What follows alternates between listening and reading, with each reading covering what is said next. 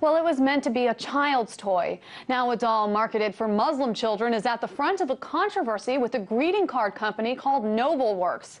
Here's a doll in her original packaging. It's called Amina, and it's made by the Desi Doll Company. She teaches children religious sayings in Arabic, such as, "Peace be upon you." Here's what the greeting card company, headed by publisher Ron Confi, did with it. As you can see, it reads, pull the strings if you're, pull string 4 message if you dare, excuse me. She'll love you to death, and she'll blow your brains out. Now, on the inside, the card reads, hope your birthday was a blowout. And NobleWorks is not the only one that is actually using this doll. Here's what the Act for America group did with the doll. The group posted this picture of it, and with the words on its WordPress blog that said, the latest toy has hit the shops, a talking Muslim doll. Nobody knows what the hell it says, but no one has the guts to pull the cord. So, innocent humor or flaming anti-Muslim stereotypes? To discuss this, I'm joined by Ahmed Rehab, the executive director of CAIR-Chicago. Thank you so much for joining me. So, what was your initial reaction to seeing this greeting card? That it was dumb, that it had no sense of humor, and some critics of our complaint about this card are going on the usual tune that Muslims don't have a sense of humor, which of course is a statement of generalization in of itself. But, you know, our position is this card is problematic because it lacks any sense of humor and instead is nothing but a blatant show of stereotypes and bigotry.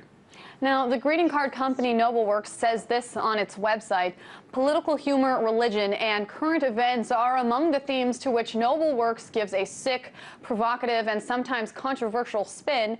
In fact, our other slogan is Dare to Laugh. I can only imagine folks and friends who receive to read our cards can help but wonder as to whether laughing is an appropriate thing to do. But as our motto goes, F them if they can't take a joke. So is this enough of an explanation? I mean, to be fair, NobleWorks makes fun of other religions and groups of people, and the company actually put out a card of Jesus mocking the Jewish faith. What is your response? Well, again, I mean, you look at this doll, and it looks like any normal doll that any normal little girl would play with. The only difference is that she has this pink, jolly-looking thing around her head, which is a hijab, a headscarf. And as a result of that only difference, they thought fit to suggest that this doll, and anybody, you know, who wears something like this on their head, is a terrorist who would blow you up. And so if that's the pun, that's the punchline, that's a sense of humor. Sense of humor, I'm all for making fun of us. Please do, but do it with some intelligence, even a minimal degree of intelligence. That's what humor ought to have. But what's funny about saying this person is gay, he's going to give you AIDS, ha ha ha. Or this person is Jewish, he's going to take a pound of flesh off your body if you don't pay him back, ha ha ha. I mean, at what point is something like that funny? There ought to be something beyond the age-old, stereotypes and bigoted type of statements that is cause for humor. And this is something that's very primitive, grotesque, and extremely backward in its presentation. So where do we draw the line between free speech and hate speech, between humor and taking a joke too far? You don't. They have every right to do this, and I have every right to think it's pathetic and stupid and to call out attention to its stupidity. We're not planning on suing them anytime soon. I'm not planning on picketing their store anytime soon.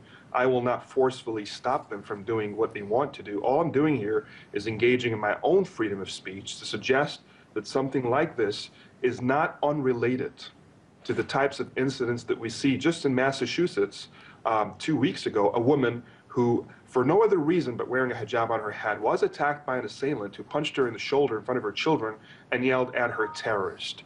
Now, that individual made the same punchline, the same logic as the people who made this card. So my question to them is, do you think that attack is funny? Because it's the exact same punchline. Ahmed, we only have 1 minute left, but I've heard critics say that anti-Muslim sentiment does not exist in this country anymore. Quickly, your reactions.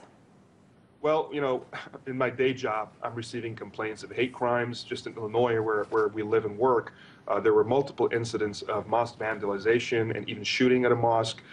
Instances of women who, for example, at a McDonald's was sitting with their children will be attacked and their hijab ripped off and yelled terrorist at. These type of incidents, we don't need to wait for some kind of massacre or some kind of, major fatal incident to suggest that Islamophobia exists.